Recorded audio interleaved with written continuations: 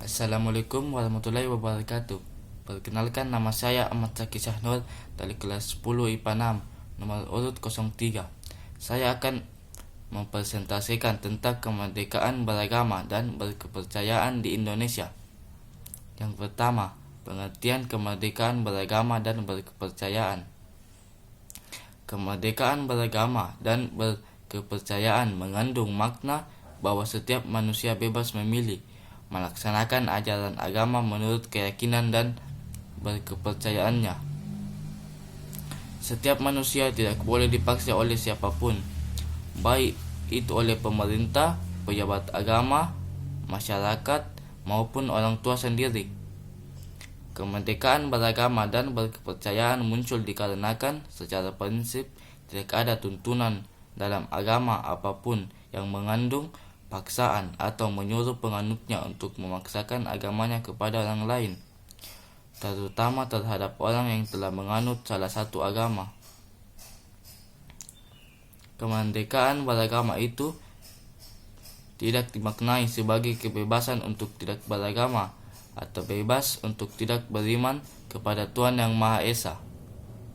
Kemerdekaan beragama bukan pula dimaknai sebagai kebebasan untuk menarik orang yang telah beragama atau mengubah agama yang telah dianut seseorang. Selain itu, kemerdekaan beragama juga tidak diartikan sebagai kebebasan untuk beribadah yang tidak sesuai dengan tuntunan dan ajaran agama masing-masing. Setiap manusia tidak diperbolehkan menistakan agama dengan melakukan peribadatan yang menyimpan dari ajaran agama yang telah dianutnya. Kemerdekaan beragama dan kepercayaan di Indonesia dijamin oleh Undang-Undang Dasar Negara Republik Indonesia tahun 1945 dalam pasal 28E ayat 1 dan 2 sebagai berikut.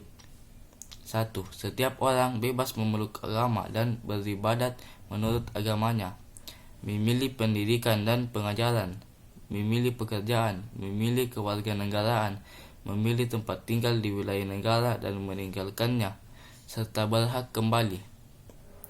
2. Setiap orang berhak atas kebebasan meyakini kepercayaan, meyakini pikiran dan sikap sesuai dengan hati nuraninya. Di samping itu, dalam pasal 29 Undang-Undang Dasar Negara Republik Indonesia tahun 1945 ayat 2 disebutkan bahwa negara menjamin kemerdekaan tiap-tiap penduduk untuk memeluk agamanya masing-masing dan untuk beribadat menurut agamanya dan kepercayaannya itu. Oleh karena itu, untuk mewujudkan ketentuan tersebut diperlukan hal-hal sebagai berikut. Adanya pengakuan yang sama oleh pemerintah terhadap agama-agama yang dipeluk oleh warga negara. Tiap pemeluk agama mempunyai kewajiban, hak, dan kedudukan yang sama dalam negara dan pemerintahan. Adanya kebebasan yang otonom bagi setiap penganut agama dengan agamanya itu. Apabila terjadi perubahan agama, yang bersangkutan mempunyai kebebasan untuk menetapkan dan menentukan agama yang ia kehendaki. Adanya yang otonom bagi tiap golongan umat beragama serta perlindungan hukum dalam pelaksanaan kegiatan peribadatan dan kegiatan keagamaan lainnya yang berhubungan dengan eksistensi agama masing-masing. 2. Membangun kerukunan umat beragama. Kerukunan umat beragama merupakan sikap mental umat beragama dalam rangka mewujudkan kehidupan yang serasi dengan tidak membedakan pangkat, kedudukan sosial, dan tingkat kekayaan. Kerukunan umat beragama dimaksudkan agar terbina dan terpelihara hubungan baik dalam pergaulan antara warga yang seagama maupun yang berlainan agama. Di negara kita mengenal konsep dari kerukunan umat beragama yang terdiri atas kerukunan internal umat seagama kerukunan umat berbeda agama, dan kerukunan antar umat beragama dan pemerintah.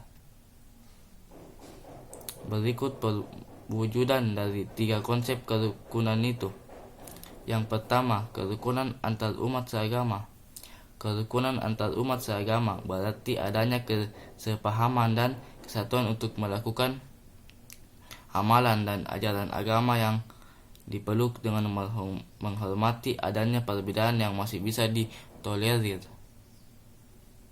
Dengan kata lain, sesama umat seagama tidak diperkenankan untuk saling bermusuhan, saling menghina, saling menjatuhkan, tetapi harus mengembangkan sikap saling menghargai, menghormati, dan toleransi apabila terdapat perbedaan, asalkan perbedaan tersebut tidak menyimpan dari ajaran agama yang dianut.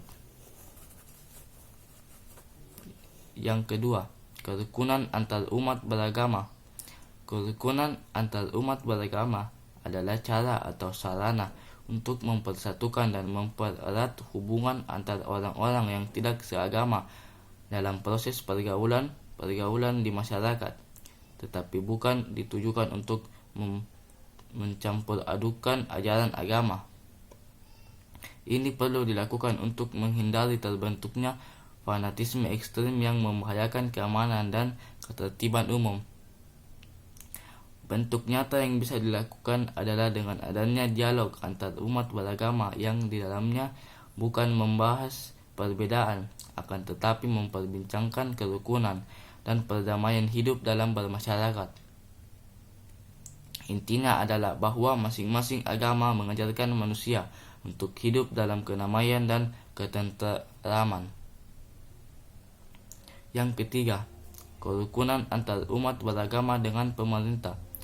Kerukunan antar umat beragama dengan pemerintah maksudnya adalah dalam hidup beragama, masyarakat tidak lepas dari adanya aturan pemerintah setempat yang mengatur tentang kehidupan bermasyarakat.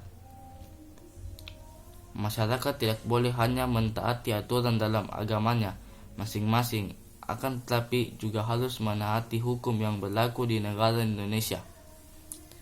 Mungkin itu yang bisa saya sampaikan. Mohon maaf bila ada salah kata. Wabillahi taufik wal hidayat. Wassalamualaikum warahmatullahi wabarakatuh.